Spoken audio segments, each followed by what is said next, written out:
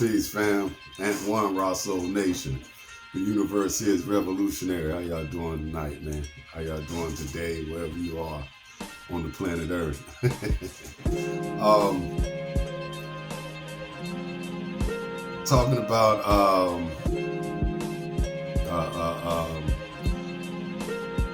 problems in the black community, right? Okay, peep this. I was looking up the number one killers of black people, number one killers of African Americans, and it's funny because while I was typing it in, you know how when you're Googling something and other topics pop up while you're Googling it. While I was typing what's the number one killer of black people, I saw what's the number one killer of teenagers. So I said, dog, I hadn't looked at it, in a while. And so I clicked it. And when I clicked it, what did I see? That since 2020, the number one killer of teenagers, is gun violence. Since 2020, it's surpassed car accidents. Now, anybody that knows these statistics knows that the number one killer of teenagers has been car accidents for a long time. I have to look and see how long it's been that, but it at least it's been that. It's been the number one killer of teenagers. Car accidents have been the number one killer of teenagers at least since I was a teenager. Because way back when I was first getting my license at 16, and I was taking driver's ed. Right? So that's around 15 years old, 14, 15 years old, when I got my permit out the driver's ed. So that's I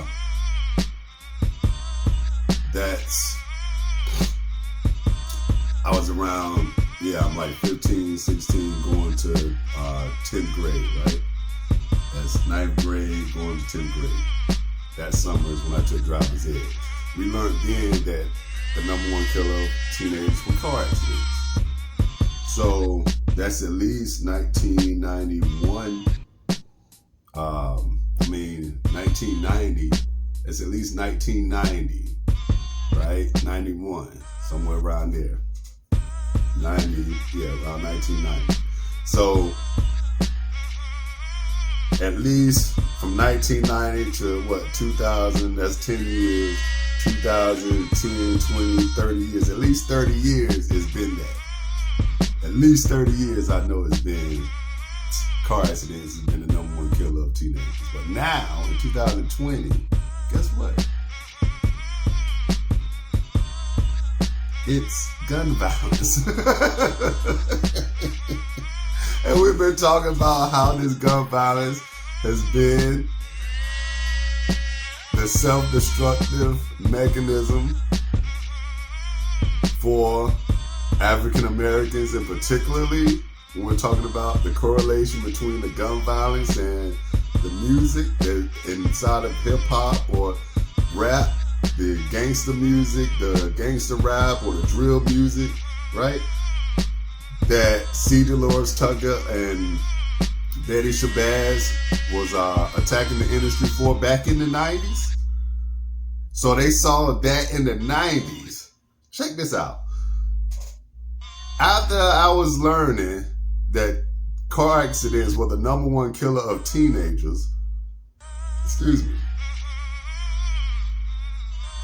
right after that, a couple years after that, a few years after that, around 92, 3, somewhere around then probably is when all that was happening with the C. Dolores Tucker and Betty Shabazz and all them and the rap industry issues going on. So you telling me right around that time, there were people already realizing that there was a genocide going on, like seeing that they was on the cuffs of a destruction of their own people by the way of gun violence. They knew this. And so when I fast forward to years further, when I'm really into seeing these stats and being that I was in agreement with it, with what C. Dolores Tucker that we're talking about, because back then in the 90s, I didn't like gangster rap either. I didn't like it. I didn't think it was dope. I'm an MC, so I was always on the side where, you know, I'm not down with talking about shooting people with rhymes. I've never been like that, so I don't like that. So I think that's whack. It's corny to talk about shooting people. You know, like act like you're really shooting people, and while you're rapping, like that's stupid. Like, some people say it's okay, they live that life and you got to tell it. There's a difference between telling a story or a path that you were down that you saw was self-destructive, and then telling a story and showing people that there's that's not the right way and how to get out or whatnot, and you're trying to get out, or especially if you make it out successfully in music, you shouldn't be talking about it after the fact. You see what I'm saying? You shouldn't be talking about you're still doing that or had to do that. Like your rap should be totally different. It should be on something else. And anyway, even if you do live that or live in that, you shouldn't be talking about it all the time on every song, right? And what makes rapping about drug dealing or murder, what makes rapping about it, right, and making a statement any different? Like if you're interrogated by the police and they ask you what happened here, that same individual that has rapped about doing that will then be there saying in the interrogation room saying, I didn't do that. That wasn't me. Or that was just rhymes. It's just entertainment. But when they're being interviewed for the songs themselves, and they're talking about the songs themselves on their music, on their songs, they're saying that they are real and they do this for real. You see? So what's the difference? So you're already in a zone of whackness because you're talking about something you shouldn't be doing anyway. Like, first of all, if somebody lives in the underworld, right?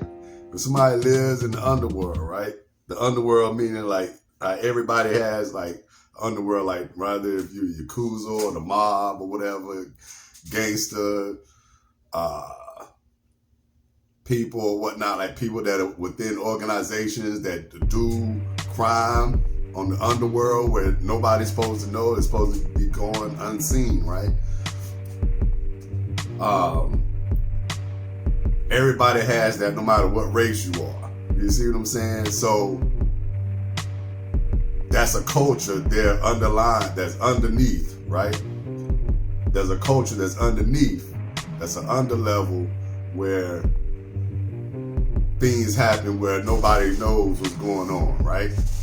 So it don't matter if you're in the street type of gangsters or you're government type gangsters, right? Because there's underworld things going on in the government that people don't know about, right?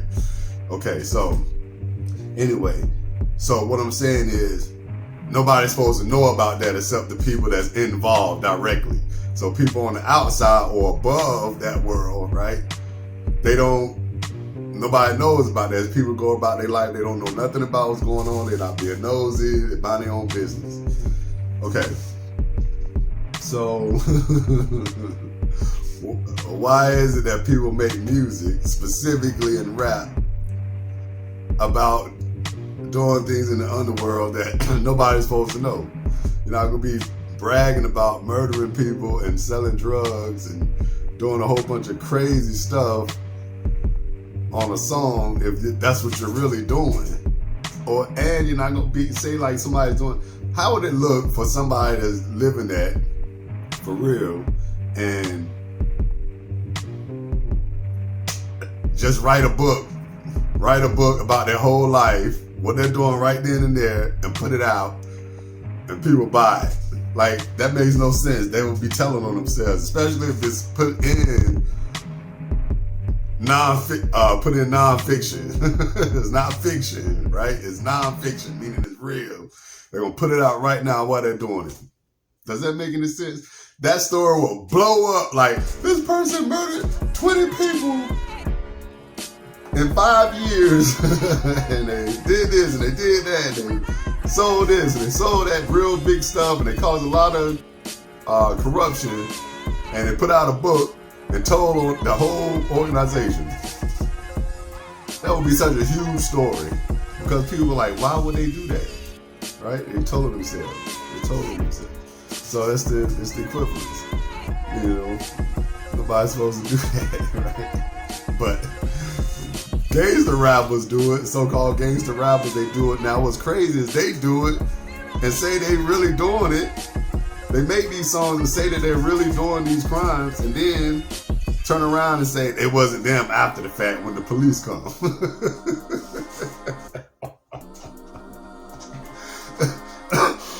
That's lunacy. So I trip off on that. I think that's hilarious. Side splitting. But yeah, so but just think that gun violence is the #1 killer of teenagers. So think about it. Black teenagers are the ones listening to a lot of gangster rap, drill music, and they're getting took out left and right. They're taking each other out left and right. And what's really weird, if you really want to know something about the place you live in, whatever city, state you live in the United States of America, or you want to check out the United States of America and find out just how many people are took out in gun violence, just type in the gun memorial on your computer or on your phone or whatnot, gun memorial, and it will pop up. You will see, you can type in the city, any city and state you want in this country, and you will be overwhelmed by the amount of people that are took out in gun violence. It shows anybody that goes from gun violence in this country, it'll be on the gun memorial. And you'll see just what happens every day in this country from gun violence. So, and trust me, especially in the African American community, music has a lot to do with it. It really does. People can say what they want, but it really does. The violence in music is horrible. It's very disrespectful all across the board. No matter who you are, it's disrespectful. And we're dealing with the epidemic when it comes to gun violence. Now think about it. If the #1 killer of teenagers is gun violence, that's including all that's including teenagers in the United States of America, no matter what race it is.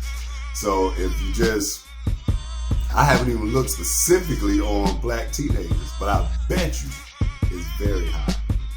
We already know in the hoods it's high. So I don't think it's a lot of teenage white boys that's shooting down a lot of teenage black boys. I think probably the majority of black boys that are being killed by other black boys and black girls.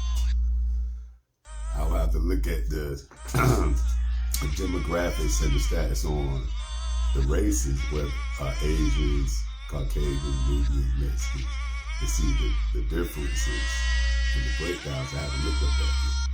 But nonetheless, when talking about African Americans, this is what I'm really most focused on, then I'm pretty sure it's pretty bad, right?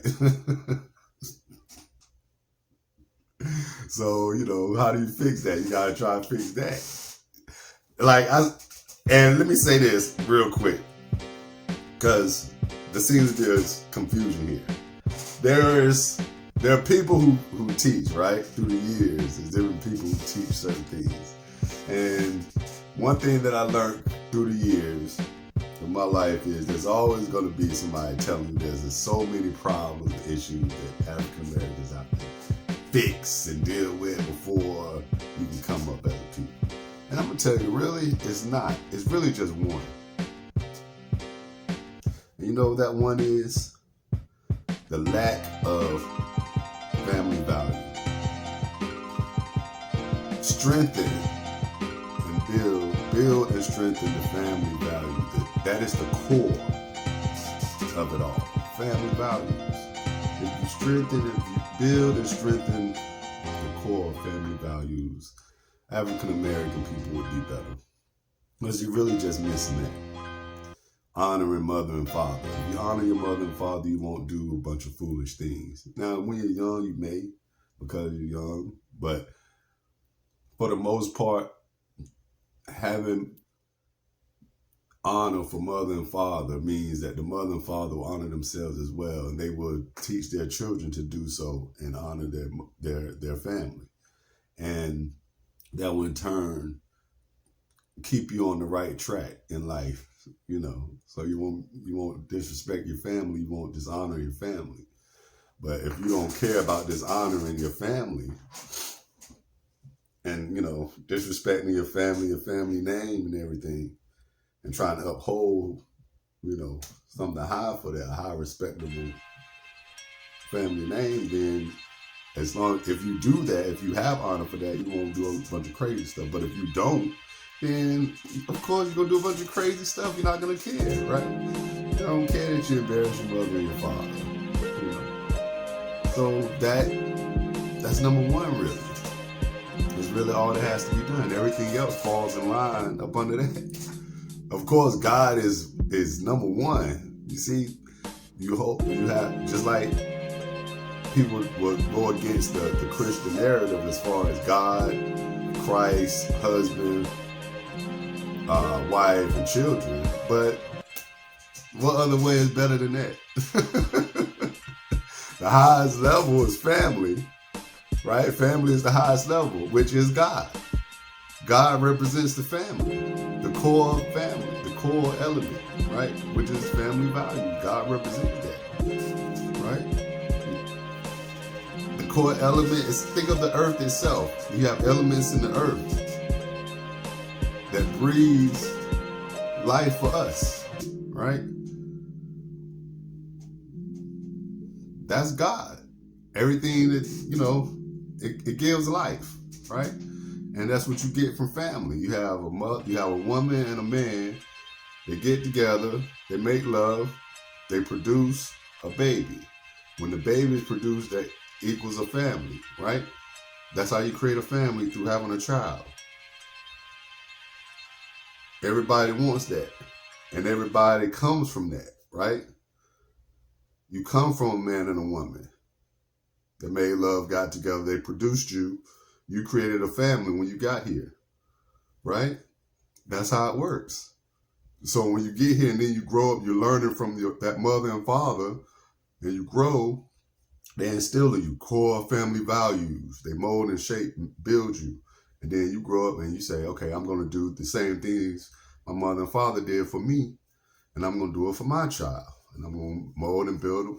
If I realize some other things along the way that they didn't learn, I can help build my family even stronger with more, you know, when you're learning how much more valuable your family is, right? So you build stronger and so on and so forth through generations. That's how it works. But when you don't care, you don't care. You don't have anything. You're not building anything. You're not trying. You're not trying to establish that foundation and strengthen that family core value. You don't care. And you lose. So families start falling, just like in our communities, the families fall, right? There are no families. The mother and father get together, have the baby, the family is created, and they crumble. Okay? So, you know, I'm just making it clear, okay? So Just understand what I'm saying. Get the heart and mind right. This is at one. The universe is revolutionary. Play your part, suckers. Peace.